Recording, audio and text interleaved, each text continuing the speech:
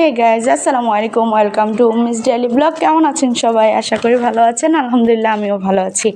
আজকে রান্না করব হচ্ছে লাউয়ের ডাঁটা দিয়ে, আর শাক দিয়ে হচ্ছে শুটকি দিয়ে ঝোল করব। এই তো প্রথমে পেঁয়াজটা আর শুটকিটাকে দিলাম চুলায় বসিয়ে। এখন দিব হচ্ছে এটাতে তেল দিব একটু, এই যে এটা জাল করে নিচ্ছি যেন পানিটা শুকিয়ে যায়, না হয় তেল ফুটবে। এই যে দেখতে পাচ্ছেন পানিটা, যেটা এক্সট্রা পানি ছিল এটা শুকিয়ে যাচ্ছে। তারপর হচ্ছে এই যে তেল দিয়ে দিলাম। আমাদের তেলটা হচ্ছে লাল না, এটা হচ্ছে সরিষার তেল, তাই লাল দেখাচ্ছে। এখন ভালোভাবে শীতলটার সাথে শুটকিটার সাথে ভালো করে পেঁয়াজটাকে ভালো করে ভাজবো।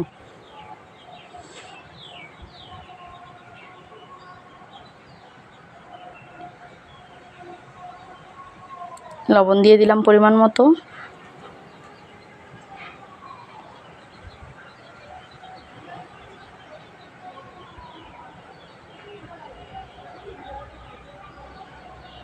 এখন হচ্ছে এটার সাথে ভালোভাবে মিশিয়ে ভাজতে থাকবো যতক্ষণ না পর্যন্ত শুটকিটা মিশে যাচ্ছে পেঁয়াজের সাথে।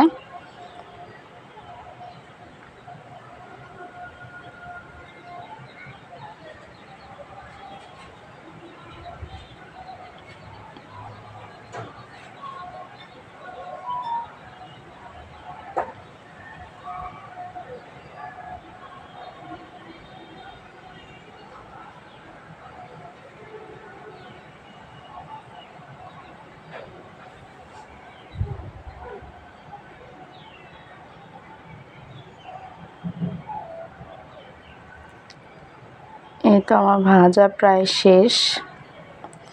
এখানে অ্যাড করব হচ্ছে রসুন বাটা।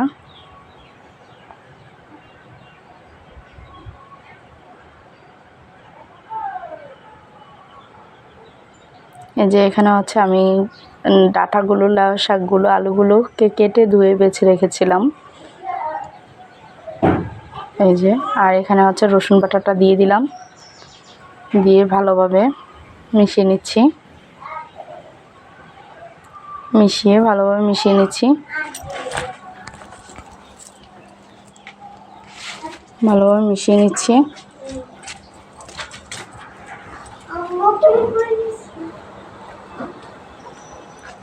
মিশিয়ে নিচ্ছি।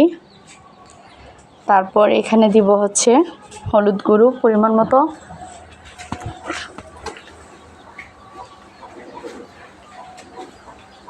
তারপর মরিচের গুঁড়ো দিয়ে দিলাম, দিয়ে ভালোভাবে মিশিয়ে নিচ্ছি।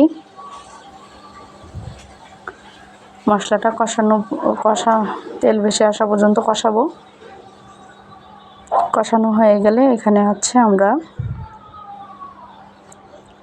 শাকগুলোকে অ্যাড করব। শাক আর ডাঁটাগুলোকে অ্যাড করে দিব, একসাথে দিয়ে দিব। এই যে দিয়ে দিলাম, তারপর হচ্ছে মিশিয়ে নিচ্ছি।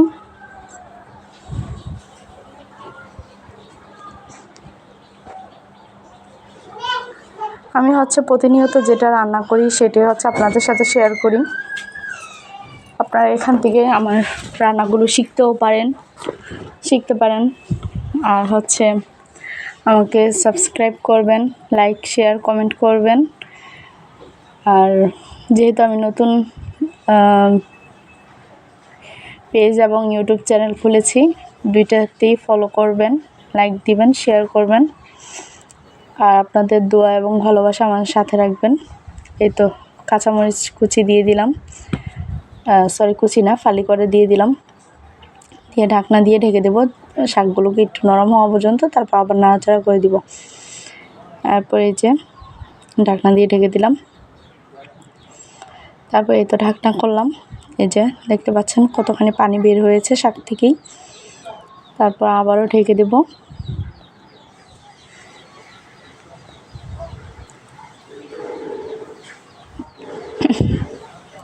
এরপর এখানে হচ্ছে ঝোলের পানি অ্যাড করতেছি।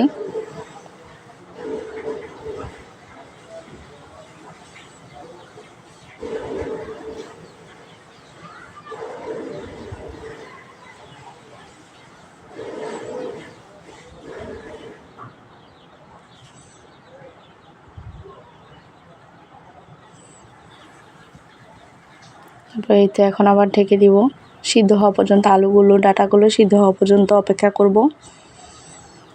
আর আমার হচ্ছে পেজের নাম হচ্ছে Ummis kitchen world. Ummis kitchen ওয়ার্ল্ডে আপনারা সব ধরনের খাবার পেয়ে যাবেন, অর্ডার করবেন, আপনাদের দরজা পর্যন্ত পৌঁছে দেওয়ার দায়িত্ব আমাদের, আমরা পৌঁছে দিব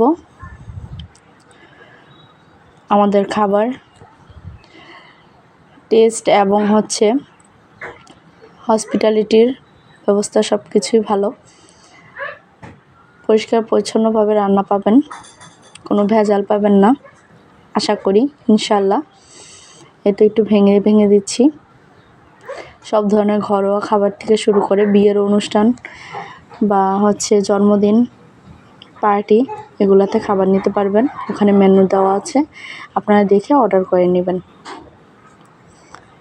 এই তো আমাদের রান্না প্রায় শেষ, আমি লবণটা চেক করে নিলাম, আর একটু লবণ লাগবে তাই আর একটু লবণ দিয়ে দিলাম।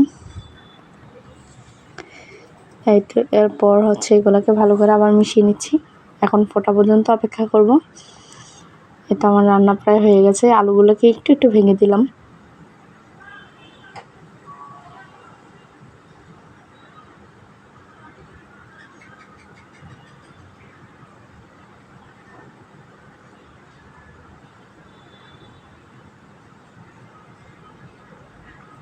তো দেখতে পাচ্ছেন কত সুন্দর একটা লোভনীয় তরকারি হয়ে গেছে। ঘরোয়া তরকারিগুলো আসলে অনেক মজা।